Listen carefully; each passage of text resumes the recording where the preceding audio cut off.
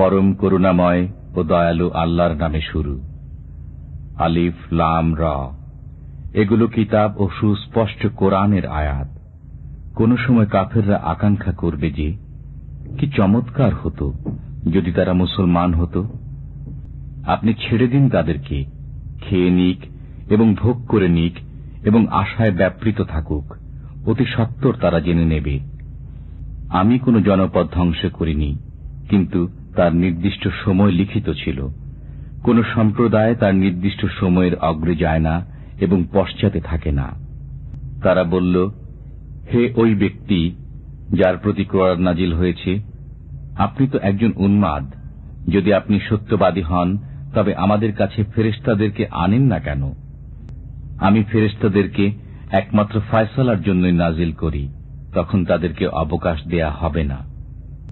আমি স্বয়ং এ উপদেশ গ্রন্থ অবতারণ করেছি এবং আমি নিজেই এর সংরক্ষক।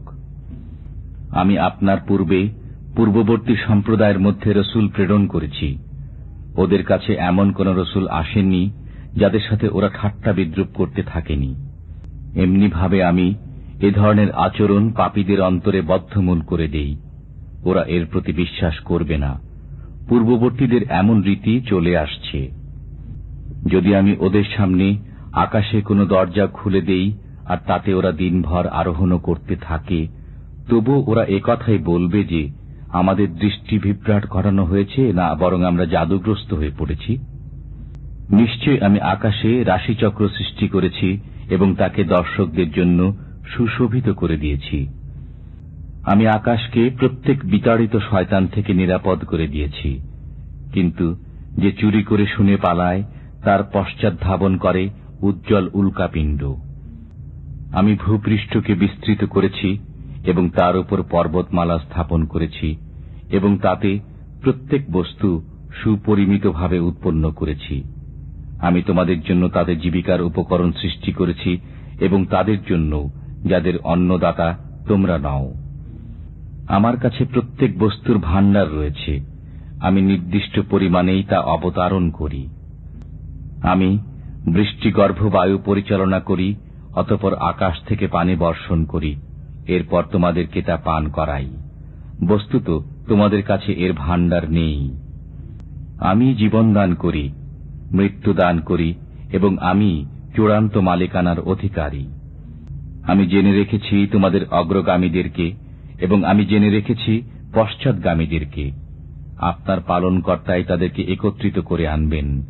নিশ্চয় তিনি প্রজ্ঞাবান, জ্ঞানময়।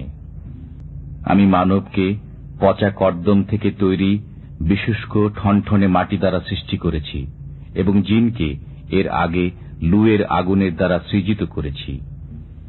আর আপনার পালনকর্তা যখন ফেরেশতাদেরকে বললেন, আমি পচা কর্দম থেকে তৈরি বিশুষ্ক ঠনঠনে মাটি দ্বারা সৃষ্ট একটি মানব জাতির পত্তন করব, অতঃপর যখন তাকে ঠিকঠাক করে নেব এবং তাতে আমার রূহ থেকে ফুঁক দেব, তখন তোমরা তার সামনে সেজদায় পড়ে যেও। তখন ফেরেশতারা সবাই মিলে সেজদা করল, কিন্তু ইবলিস সে সেজদাকারীদের অন্তর্ভুক্ত হতে স্বীকৃত হল না। আল্লাহ বললেন, হে ইবলিস, তোমার কি হলো যে তুমি সেজদাকারীদের অন্তর্ভুক্ত হলে না? বলল, আমি এমন নই যে একজন মানবকে সেজদা করব, যাকে আপনি পচা কর্দম থেকে তৈরি ঠনঠনে বিশুষ্ক মাটি দ্বারা সৃষ্টি করেছেন। আল্লাহ বললেন, তবে তুমি এখান থেকে বের হয়ে যাও, তুমি বিতাড়িত এবং তোমার প্রতি ন্যায় বিচারের দিন পর্যন্ত অভিসম্পাত। সে বলল, হে আমার পালনকর্তা, আপনি আমাকে পুনরুত্থান দিবস পর্যন্ত অবকাশ দিন। আল্লাহ বললেন, তোমাকে অবকাশ দেয়া হল সেই অবধারিত সময় উপস্থিত হওয়ার দিন পর্যন্ত।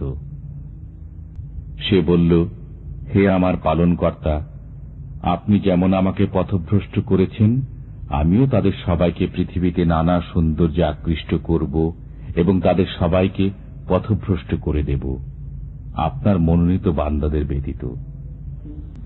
আল্লাহ বললেন, এটা আমা পর্যন্ত সোজা পথ। যারা আমার বান্দা তাদের উপর তোমার কোনো ক্ষমতা নেই, কিন্তু পথভ্রান্তদের মধ্য থেকে যারা তোমার পথে চলে তাদের সবার নির্ধারিত স্থান হচ্ছে জাহান্নাম। এর 7টি দরজা আছে, প্রত্যেক দরজার জন্য এক একটি পৃথক দল আছে। নিশ্চয় খোদাভীরুরা বাগান ও নির্ঝরিণী সমূহে থাকবে। বলা হবে, এগুলোতে নিরাপত্তা ও শান্তি সহকারে প্রবেশ করো। তাদের অন্তরে যে ক্রোধ ছিল আমি তা দূর করে দেব। তারা ভাই ভাইয়ের মতো সামনাসামনি আসনে বসবে। সেখানে তাদের মোটেই কষ্ট হবে না এবং তারা সেখান থেকে বহিষ্কৃত হবে না।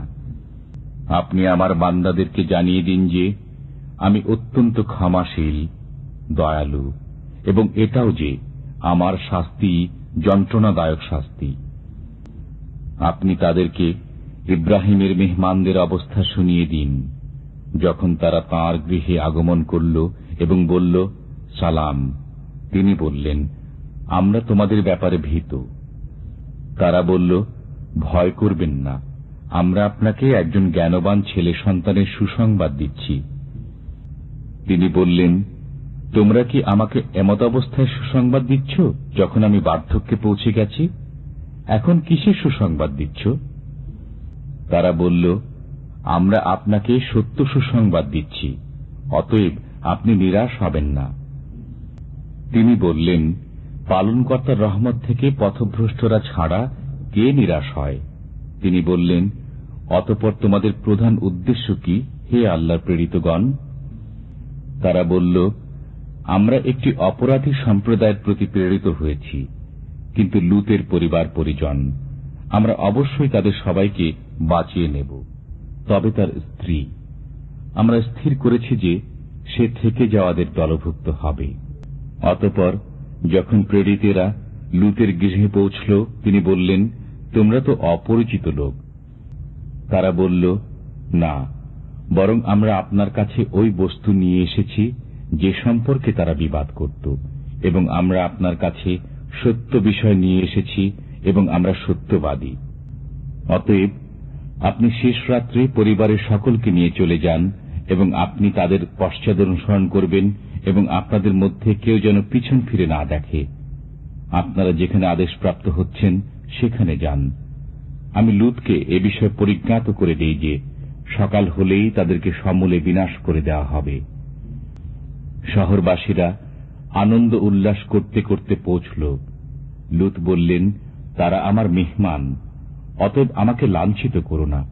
তোমরা আল্লাহকে ভয় করো এবং আমার ইজ্জত নষ্ট করো না। তারা বলল, আমরা কি আপনাকে জগৎবাসী সমর্থন করতে নিষেধ করিনি? তিনি বললেন, যদি তোমরা একান্ত কিছু করতেই চাও তবে আমার কন্যারা উপস্থিত আছে। আপনার প্রাণের কসম, তারা আপন নেশায় প্রমত্ত ছিল।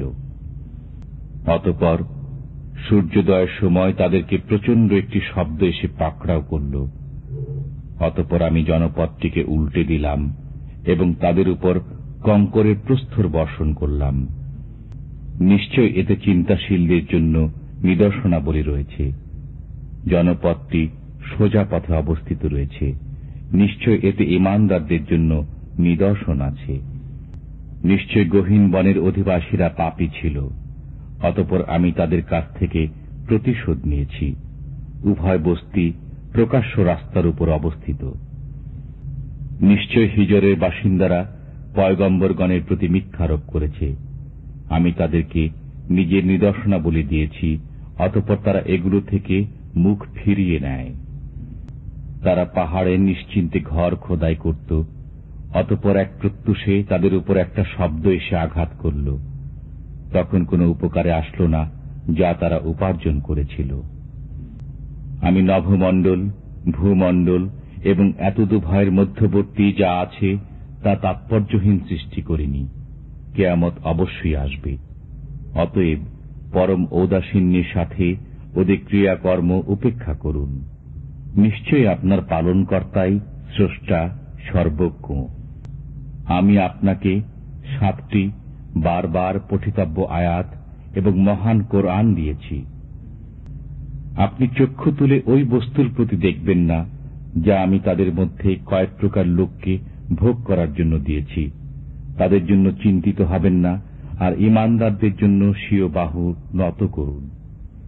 আর বলুন, আমি প্রকাশ্য ভয় প্রদর্শক, যেমন আমি নাজিল করেছি যারা বিভিন্ন মতে বিভক্ত তাদের উপর, যারা কোরআনকে খণ্ড খণ্ড করেছে। অতএব আপনার পালনকর্তার কসম, আমি অবশ্যই ওদের সবাইকে জিজ্ঞাসাবাদ করব ওদের কাজকর্ম সম্পর্কে।